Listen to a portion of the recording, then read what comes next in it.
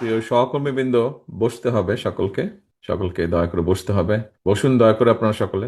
ধন্যবাদ। বিসমিল্লাহির রহমানির রহিম। আজ আন্তর্জাতিক যুব দিবস।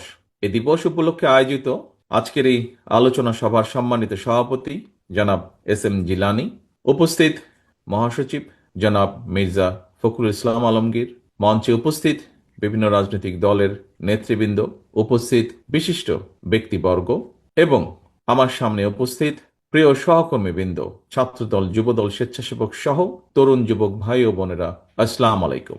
সম্মানিত আলোচকগণের তথ্য সমৃদ্ধ আলোচনায় যুব দিবসের গুরুত্ব এবং তাৎপর্য সম্পর্কে আপনাদের সামনে তাদের মতামত এতক্ষণ তুলে ধরেছেন। সবার আলোচনায় দেশের চলমান পরিস্থিতিও আমাদের সামনে কম বেশি উঠে এসেছে। তবে যদি খেয়াল করে দেখুন, অনেকের আলোচনাতেই একটি বিষয় স্পষ্ট হয়ে উঠেছে। কি সেটি? প্রযুক্তি বিশ্বে নিজেদের অস্তিত্ব রক্ষার স্বার্থেই তরুণ যুব সমাজকে প্রযুক্তিগত এবং কারিগরি শিক্ষায় দক্ষতা অর্জন করার কোনোই বিকল্প নেই, এই বিষয়টি উঠে এসেছে। প্রিয় তরুণ যুবক ভাই ও বোনেরা, আন্তর্জাতিক যুব দিবসের এবারের প্রতিপাদ্য youth advancing multilateral cooperation through technology and partnership, যেটিকে আমরা বলছি প্রযুক্তি নির্ভর যুব শক্তি, বহুপাক্ষিক অংশীদারিত্বের অগ্রগতি। দেশের তরুণ এবং যুব সমাজের জন্য কর্মসংস্থান সৃষ্টি এবং তাদেরকে কর্মক্ষম করে গড়ে তোলার লক্ষ্যেই বিএনপির উদ্যোগে নেওয়া বিভিন্ন কর্মসূচি এবং কর্মপরিকল্পনা সম্প্রতি সারা দেশে বিভাগীয় শহরে অনুষ্ঠিত তারুণ্যের সমাবেশে মোটামুটি বিস্তারিতভাবে তুলে ধরা হয়েছিল। আপনারা একটু খেয়াল করলে দেখবেন, সেই সব কর্মসূচি কিংবা কর্ম পরিকল্পনার সঙ্গে আজকের যুব দিবসের স্লোগানটির প্রতিপাদ্য প্রতিফলিত হয়েছে। কিন্তু এতে সবার সামনে একটি বিষয় স্পষ্ট হয়ে উঠেছে: দেশের তরুণ এবং যুব সমাজকে প্রযুক্তিগত জ্ঞান সম্পন্ন দক্ষ যুবশক্তি হিসেবে গড়ে তোলার ক্ষেত্রে বিএনপির নেওয়া কর্মপরিকল্পনা বাস্তবসম্মত এবং সময় উপযোগী। প্রিয় যুব প্রজন্মের ভাই ও বোনেরা, বিশ্বের সকল দেশেই তরুণ এবং যুব সমাজ উন্নয়ন এবং অর্থনীতির প্রাণশক্তি, যা এরই মধ্যে বিভিন্ন আলোচকবৃন্দ তাদের বক্তব্যের ভিতরে তুলে ধরেছেন বা উল্লেখ করেছেন। তরুণ যুব সমাজের সৃজনশীলতা, উদ্ভাবনী শক্তি এবং কর্মস্পৃহা দেশকে যেমন উন্নতির পথে এগিয়ে নিয়ে যেতে পারে, অপরদিকে যুব সমাজে বিপদগামী হলে দেশের উন্নয়ন সমৃদ্ধিও বাধাগ্রস্ত হতে পারে। এই বিষয়টিও এর মধ্যে কিছু কিছু আলোচকবৃন্দ তাদের বক্তব্যে তুলে ধরেছেন। সম্মানিত সহকর্মীবৃন্দ, তরুণ যুবক, প্রিয় ভাই ও বোনেরা, প্রযুক্তি নির্ভর বর্তমান বিশ্বে প্রতিযোগিতায় টিকে থাকতে হলে তরুণ ও যুবকদের বিজ্ঞান, প্রযুক্তি এবং কারিগরি বিদ্যায় পারদর্শিতা এবং দক্ষতা অর্জনের মনে হয় কোনো বিকল্প নেই। বিশেষ করে প্রযুক্তিগত জ্ঞান অর্জনে যদি আমরা পিছিয়ে থাকি, আমাদের যুব সমাজ যদি পিছিয়ে থাকে, যুব সমাজের পক্ষে রাষ্ট্র এবং সমাজে কার্যকর ভূমিকা রাখা মনে হয় সম্ভব হবে না এবং হয়ও না। এটি বিশ্বে প্রযুক্তি বিপ্লবের একজন দক্ষ সৈনিক হিসাবে নিজেদেরকে যোগ্যতম হিসাবে গড়ে তুলতে না পারলে সামনে ভবিষ্যতের জন্য প্রযুক্তির নিত্য নতুন উদ্ভাবনের চ্যালেঞ্জ মোকাবেলা যেমন অসম্ভব হয়ে পড়বে। আমি আপনাদের সামনে কয়েকটি প্রযুক্তির কথা খুব সংক্ষেপে একটু তুলে ধরতে চাই। আহ, আমি নিজে খুব একটা টেকনিক্যাল লোক নই, তবে আমার আশেপাশে যারা আছেন তাদের কাছ থেকে যতটুকু আমি বুঝেছি, তাদের কিছু কথা যতটুকু আমার কাছে মনে আছে বা যতটুকু আমি ধরতে পেরেছি, সেটা আমি আপনাদের সামনে খুব সংক্ষেপে কয়েকটি প্রযুক্তির কথা একটু তুলে ধরতে চাই। এখানে যারা টেকনোলজিক্যালি ফ্রেন্ডলি আছেন তাদের অনেকেরই জানা আছে আর্টিফিশিয়াল ইন্টেলিজেন্স কিংবা বাংলায় যেটাকে আমরা কৃত্রিম বুদ্ধিমত্তা বলি, রোবোটিক, ডাটা সংরক্ষণের জন্য পোস্ট কোয়ান্টাম ক্রিপ্টোগ্রাফি কিংবা হাইব্রিড কম্পিউটারিং এর মতন আধুনিক প্রযুক্তি মানুষের কিন্তু জীবনধারাকে বদলে দিচ্ছে এবং বদলে দিতে পারে যদি এগুলোকে রপ্ত করা যায়। প্রযুক্তি দ্রুত বিকশমান বিশ্বে এখন যেভাবে অ্যাডভান্স হচ্ছে টেকনোলজি, উদ্ভাবিত এইসব নিত্য নতুন প্রযুক্তি অনেক ট্রেডিশনাল যে কর্মসংস্থান আছে, ট্রেডিশনাল জব বা ট্রেডিশনাল কাজ যেগুলো আছে, এগুলোর কিন্তু বিলুপ্তি হচ্ছে। তবে একই সঙ্গে প্রযুক্তি নির্ভর কর্মসংস্থানের বাজারও কিন্তু এক্সপ্যান্ড করছে, অনেক অনেক বড় হচ্ছে। সুতরাং প্রযুক্তির নতুন বাজারে যদি আমাদেরকে প্রবেশ করতে হয়, তার জন্য অবশ্যই প্রয়োজন দক্ষতা এবং যোগ্যতা অর্জন। তরুণ এবং যুব সমাজের জন্য এই মুহূর্তে এই দক্ষতা যোগ্যতা অর্জনই হচ্ছে সবচেয়ে বড় চ্যালেঞ্জ। সম্মানিত সহকর্মীবৃন্দ, প্রিয় ভাই বোনেরা, স্বাধীনতার ঘোষক শহীদ রাষ্ট্রপতি Ziaur Rahman, mother of democracy Begum Khaleda Zia দেশের বিভিন্ন মেয়াদে জনগণের রায় একাধিকবার, অনেকবার, কয়েকবার রাষ্ট্র পরিচালনার দায়িত্ব পেয়েছিলেন। সে সময় দেশের যুব উন্নয়ন অধিদপ্তর কিংবা ভোকেশনাল ইনস্টিটিউট প্রতিষ্ঠা সহ বিএনপি সরকার যুব উন্নয়নের ব্যাপক উদ্যোগ গ্রহণ করেছিল এবং বাস্তবায়নও করেছিল। ইনশাআল্লাহ আগামীতে বিএনপি জনগণের রায় চলমান বিশ্বের প্রযুক্তিগত চ্যালেঞ্জ মোকাবেলার জন্য প্রযুক্তি সুবিধা ব্যবহারের জন্য দেশের তরুণ যুবশক্তিকে সব ধরনের সহায়তা দেওয়ার লক্ষ্যে বিএনপি এরই ভিতর প্রয়োজনীয় উদ্যোগ এবং পরিকল্পনা গ্রহণ করছে, যা আমাদের এখানে তরুণ আলোচক বৃন্দের কথা থেকে বেরিয়ে এসছে। তরুণ যুবশক্তির প্রতি আমার একটা আহ্বান থাকবে, নিজেদেরকে প্রযুক্তি শিক্ষায় দক্ষ এবং যোগ্য করে গড়ে তুলুন। আপনাদের সাফল্য যাত্রাকে সহজ করার জন্য বিএনপি সম্ভাব্য সকল পরিকল্পনা এবং বাস্তবায়নের উপায় নিয়ে কিন্তু কাজ করছে, তৈরি করছে। এর মধ্যে তরুণ যুবক প্রিয় ভাই বোনেরা, বিএনপি বিশ্বাস করে প্রযুক্তি নির্ভর তারুণ্য এবং যুবশক্তি গড়তে হলে যুবশক্তির প্রযুক্তিগত কর্মদক্ষতা অবশ্যই বাড়াতে হবে। প্রযুক্তির সঠিক ব্যবহার শিখতে হবে, শেখাতে হবে। তরুণ যুবকদের প্রযুক্তি নির্ভর হওয়ার জন্য রাষ্ট্রীয় কিংবা সরকারি উদ্যোগের সুযোগ সুবিধা অবশ্যই আমাদের পক্ষে যতটুকু সম্ভব হবে সেটি নিশ্চিত করার ব্যবস্থা উদ্যোগ আমরা গ্রহণ করব ইনশাআল্লাহ। আমি দেশের কিশোর, তরুণ এবং যুব প্রজন্মকে বলতে চাই, প্রযুক্তি নির্ভর বর্তমান এবং ভবিষ্যৎ প্রজন্ম গড়ে তোলার লক্ষ্যে বিএনপির বিভিন্ন পর্যায়ের নানামুখী পরিকল্পনা রয়েছে। পরিকল্পনার দ্রুত বাস্তবায়নের লক্ষ্যে বিএনপির উদ্যোগে আমরা এরই ভিতরে বিশেষজ্ঞ টিম কাজ করছে। আমাদের স্কুল পর্যায় থেকে শিক্ষা কারিকুলামে প্রযুক্তি বিষয়ক শিক্ষা বাধ্যতামূলক হিসেবে অন্তর্ভুক্তির জন্য আমাদের টিমগুলো কাজ করছে, প্রয়োজনীয় প্ল্যানিং তারা তৈরি করছে। তারুণ্য এবং যুবশক্তি যারা শিক্ষা কারিকুলামের বাইরে রয়েছেন, তাদের প্রযুক্তি নির্ভর কর্মদক্ষতা বাড়ানোর জন্য আমাদের আলাদা কিছু প্ল্যানিং বা প্রোগ্রাম আমরা নিয়েছি, আমরা পরিকল্পনাগুলো করছি।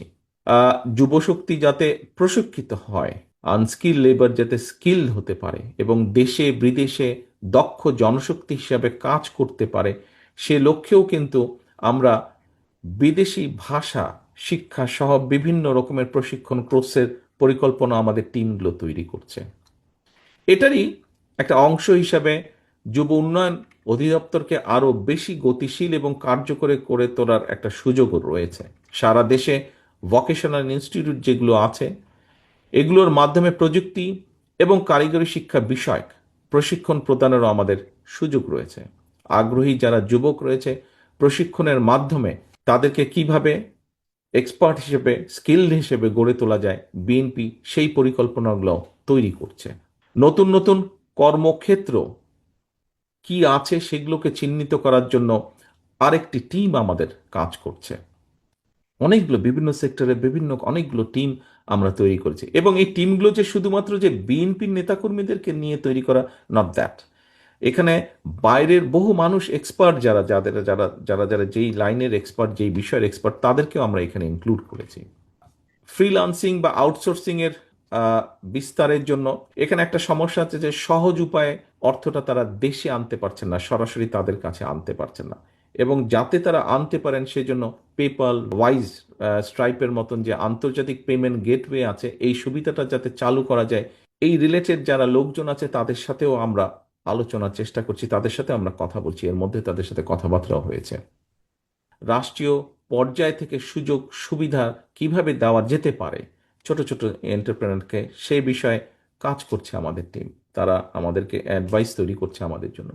স্টার্ট আপ বিজনেসকে সার্বিকভাবে কিভাবে উৎসাহিত করার পাশাপাশি তরুণ উদ্যোক্তা বা এন্টারপ্রেনার যাদের আছে তাদের জন্য আরো হাইটেক পার্ক বা ইনকিউবেশন সেন্টার স্থাপন, এগুলা নিয়েও কাজ করছি। এগুলো আমাদের চিন্তা ভাবনার মধ্যে রয়ে গিয়েছে, যেটা নিয়ে আমরা পরিকল্পনা গ্রহণ করতে পারবো এবং বাস্তবায়ন কিভাবে করা যেতে পারে সেটিও আমরা চিন্তা ভাবনা করছি।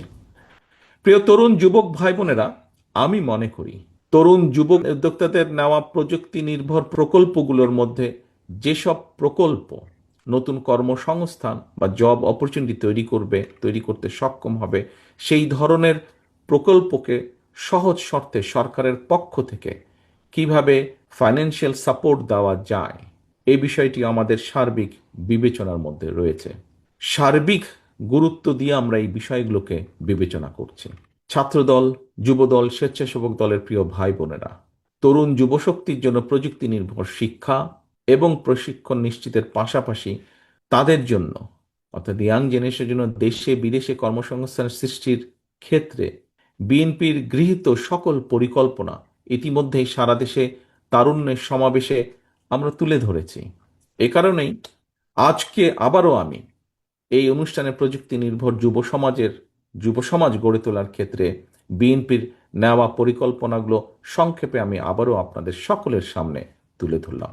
আমি মনে করি শুধুমাত্র নিজের এবং পরিবারের সমৃদ্ধির জন্যই নয়, বরং প্রযুক্তিগত শিক্ষা অর্জনের মাধ্যমে বিশ্ব সমাজে নিজেদের গর্বিত অংশীদারিত্ব নিশ্চিত করার জন্য প্রযুক্তি নির্ভর দক্ষতার বিকল্প নেই। দেশে বিদেশের যে চলমান বাস্তবতা আমরা উপলব্ধি করার মাধ্যমে বিএনপি আগামী দিনের নীতি, জনগণের জীবনযাত্রা, জীবন মান উন্নয়নের রাজনীতি, দেশে বিদেশে ব্যাপক হারে আমাদের দেশের মানুষের জন্য কর্মসংস্থান সৃষ্টি এবং নিরাপদ কর্ম পরিবেশ নিশ্চিত করা হচ্ছে আমাদের আগামী দিনের রাজনীতি। প্রযুক্তি এবং কারিগরি শিক্ষা ব্যবস্থা প্রণয়ন এবং তরুণ যুবশক্তিকে প্রযুক্তি নির্ভর করে দক্ষ জনশক্তিতে কিভাবে রূপান্তর করা যায়, এটি হবে আমাদের রাজনীতির অন্যতম আরেকটি মূল লক্ষ্য বা উদ্দেশ্য। প্রিয় তরুণ প্রজন্মের ভাই বোনেরা, প্রতিশোধ প্রতিহিংসা এড়িয়ে সাহস এবং সততার সঙ্গে এগিয়ে গেলে আমি বিশ্বাস করি বাংলাদেশের সামনে সমৃদ্ধির সম্ভাবনা সকল দ্বার উন্মুক্ত। বাংলাদেশের জনসংখ্যাই হতে পারে একমাত্র আমাদের বাংলাদেশের সাফল্য এবং সমৃদ্ধির নিয়ামক। আমি এই কথাটি এই জন্য বললাম, এই কথাটি বলার কারণ হচ্ছে সাধারণভাবে বললে এইভাবে বলা যায় কোনো একটা দেশের, যে কথাটি এর মধ্যে অলরেডি বলেছেন একজন বক্তা এখানে উল্লেখ করেছেন, যে সাধারণভাবে একটা দেশের মোট জনসংখ্যার অর্ধেকের বেশি যখন কর্মক্ষম শ্রমশক্তি থাকে, সেটি হলো কিন্তু ডেমোগ্রাফিক ডিভিডেন্ড। এই ডেমোগ্রাফিক ডিভিডেন্ডের বিবেচনায় দেশের বর্তমান জনসংখ্যা দেশের উন্নয়নের প্রধান নিয়ামক হয়ে উঠতে পারে, কিন্তু কারণ বয়সের হিসাবে আমাদের জনসংখ্যার অধিকাংশই কিন্তু কর্মক্ষম। শুধু এই জনসংখ্যাকে জনশক্তিতে আমাদের কনভার্ট বা রূপান্তর করা প্রয়োজন, এবং এ কারণেই বিএনপি মনে করে দেশের জনসংখ্যাকে, বিশেষ করে তরুণ এবং যুবশক্তিকে কারিগরি নির্ভর শিক্ষায় দক্ষ করে গড়ে তুলতে পারলে বর্তমান জনসংখ্যা দেশের জন্য আশীর্বাদ হয়ে উঠবে। দেশের এই কর্মক্ষম জনসংখ্যাকে একদিকে যেমন প্রযুক্তি নির্ভর শিক্ষায় দক্ষ করে গড়ে তুলতে আমরা আগ্রহী, একই সঙ্গে তরুণ যুবকদের আগ্রহী একটি অংশকে খেলাধুলায় পারদর্শিতা অর্জন আমাদের করানো প্রয়োজন। এখানে খুব সম্ভব একজন বক্তা নতুন কুড়ি এই কথাটি উনি বলেছেন ওনার বক্তব্যে। আমি শেষ যেই কথাটা বললাম যে শুধু প্রযুক্তি না, প্রযুক্তির পাশাপাশি একটি অংশ আছে যারা খেলাধুলায় নিজেদেরকে পারদর্শী করে গড়ে তুলতে চান, আমাদেরকে সেই সুযোগটা দিতে হবে। এর ভিতরে আমরা একটি পরিকল্পনা গ্রহণ করেছি। সেই পরিকল্পনাটা হচ্ছে যে নতুন করে যেমন আমরা ইনশাল্লাহ আবার চালু করব, নতুন করে আরেকটি সাবজেক্ট আমরা চালু করব, লেখা থাকবে নতুন করে, ব্র্যাকেটে লেখা থাকবে স্পোর্টস বা ক্রীড়া। অর্থাৎ আমরা আমাদের দেশের ভবিষ্যৎ বংশধরদের ভিতর থেকে এই সেক্টরে খেলাধুলায় কারা দক্ষতা প্রদর্শন করতে পারবেন সেই মানুষগুলোকে আমরা বের করে আনবো কালচারাল লাইনের পাশাপাশি। এবং সেজন্যই খেলাধুলাকে পেশা হিসেবে প্রতিষ্ঠিত করার জন্য ক্রীড়া শিক্ষাকেও আমরা কারিকুলামের যে রেগুলার কারিকুলাম আছে সেটার অন্তর্ভুক্ত আমরা করতে চাইছি। কিশোর তরুণ যুব প্রজন্মকে একাধিক ভাষা শেখার ব্যাপারেও আমাদের নির্দিষ্ট, যেটা এর আগে আমি বলেছি, নির্দিষ্ট আমাদের পরিকল্পনা রয়েছে। স্কুল কলেজের শিক্ষা কারিকুলামের বাইরে থাকা যে আমাদের তরুণ যুবশক্তিকে যুব সম্পদে পরিণত করার জন্য যে সরকারি উদ্যোগ, সেখানে আমরা বিদেশি ভাষা শিক্ষার কোর্স চালু করতে চাই। কোনো একটি প্রযুক্তিগত কিংবা কারিগরি বিষয়ে প্রশিক্ষণ একজন দক্ষ কর্মীর যদি একাধিক বিদেশি ভাষা জানা থাকে, তাহলে আমি দৃঢ়ভাবে এই দেশে বিভিন্নভাবে যেটা আমি দেখেছি যে একজন কোনো একটা বিষয় স্কিল আছে তার, কিন্তু তার যদি দু একটা ভাষা বেশি জানা থাকে, তাহলে তাকে কাজের জন্য বসে থাকতে হয় না, কাজের জন্য দৌড়াতে হয় না, কাজই তাকে খুঁজে নিয়ে যায়। এবং এই বিবেচনায় যুবশক্তিকে প্রশিক্ষিত এবং দক্ষ কর্মী হিসাবে কর্মক্ষম করে তোলার জন্য সরকারি ব্যবস্থায় আমরা প্লাম্বিং, ইলেকট্রিশিয়ান, মেকানিক, ল্যাঙ্গুয়েজের পাশাপাশি ডেন্টাল হাইজিনিস্ট কিংবা মেডিকেল টেকনিশিয়ানের মতন দেশে বিদেশে চাহিদা সম্পন্ন স্বল্প মেয়াদী কোর্সগুলো চালু করতে চাই আমরা। কারণ বিষয়টি হচ্ছে যে বিএনপির রাজনীতিই হচ্ছে আগামী দিনে কর্মসংস্থান ব্যবস্থা করা, বেকারদের জন্য বা কর্মক্ষম মানুষের জন্য কর্মসংস্থান ব্যবস্থা আমাদের রাজনীতির অন্যতম মূল লক্ষ্য বা উদ্দেশ্য। প্রিয় ভাই বোনেরা, আমার একটা বিশ্বাস, আমাদের দল, আপনাদের দল বিএনপির বিশ্বাস, প্রচলিত যে স্লোগান নির্ভর রাজনীতি, এটার দিন কিন্তু এখন ফুরিয়ে এসেছে এটার দিন। জনগণ কিন্তু এখন প্রচলিত রাজনীতির একটি পরিবর্তন চাইছে। জনগণের আকাঙ্ক্ষা, জনগণের যে আকাঙ্ক্ষা নিয়ে সকল বক্তাই প্রায় কম বেশি কথা বলেছেন, এই আকাঙ্ক্ষা পূরণের জন্য প্রতিশ্রুতি নয়, বরং বিএনপি বিশ্বাস করে প্রতিশ্রুতির বাস্তবায়ন। এবং এই কারণেই কিন্তু বিএনপি প্রত্যেকটা সেক্টরে যেই পরিকল্পনাগুলো আপনাদের সামনে তুলে ধরলাম, এই পরিকল্পনাগুলো কিভাবে বাস্তবায়ন করা যায় সেটার জন্য আমাদের একটা প্ল্যানিং আমরা তৈরি করছি, বাস্তবায়ন কিভাবে আমরা করব। আজকের এই যুব সমাজের মাধ্যমে দেশের তরুণ যুবশক্তির কাছে আমার আবেদন, আপনারা বিএনপির গণমুখী কর্মপরিকল্পনাগুলো দেশের সকলের সামনে, জনগণের সামনে তুলে ধরুন। জনগণের রায় বিএনপি রাষ্ট্র পরিচালনার সুযোগ পেলে সামনের দিনে ইনশাল্লাহ আমরা এই পরিকল্পনাগুলি পর্যায়ক্রমে ইনশাল্লাহ বাস্তবায়ন করব। জনগণের জীবন মান উন্নয়নের সকল পরিকল্পনা যদি বাস্তবায়ন করতে হয়, বিএনপির প্রতি জনগণের স্বতঃস্ফূর্ত সমর্থন প্রয়োজন। বাংলাদেশে জনগণের শক্তি প্রতিষ্ঠা করার জন্য আগামী জাতীয় নির্বাচনে বিএনপির আপনাদের সহযোগিতা এবং সমর্থন প্রয়োজন। অন্তর্বর্তীকালীন সরকার এবং নির্বাচন কমিশন জানিয়েছে, ফ্যাসিবাদের ১.৫ দশক পর ফ্যাসিস্ট মুক্ত বাংলাদেশে আগামী ফেব্রুয়ারি মাসে ইনশাল্লাহ জাতীয় নির্বাচন অনুষ্ঠিত হবে। দেশের সকল নারী, পুরুষ, ছাত্র, তরুণ, যুব সমাজ সহ দেশের সর্বস্তরের জনগণের কাছে আমার আহ্বান, আগামী নির্বাচনে ধানের শীষে ভোট দিন, দেশ গড়ার সুযোগ নিন। আবারও আমি বলি, দেশের সর্বস্তরের জনগণের কাছে আমার আহ্বান, আগামী নির্বাচনে ধানের শীষে ভোট দিন, দেশ গড়ার সুযোগ নিন। আমি আজকে এখানে যারা বক্তব্য রেখেছেন তাদের সকলের সহযোগিতা কামনা করছি। যারা আমার নেতাকর্মী আছেন, যারা সংবাদকর্মী আছেন, সকলের মাধ্যমে আমি আপনাদের দেশের সকল মানুষের কাছে এতটুকু বলতে চাই, ভোট দিলে ধানের শীষে, দেশ গড়ব মিলেমিশে। আল্লাহ হাফেজ। বাংলাদেশ জিন্দাবাদ। বাংলাদেশ জাতীয়তাবাদী দল জিন্দাবাদ।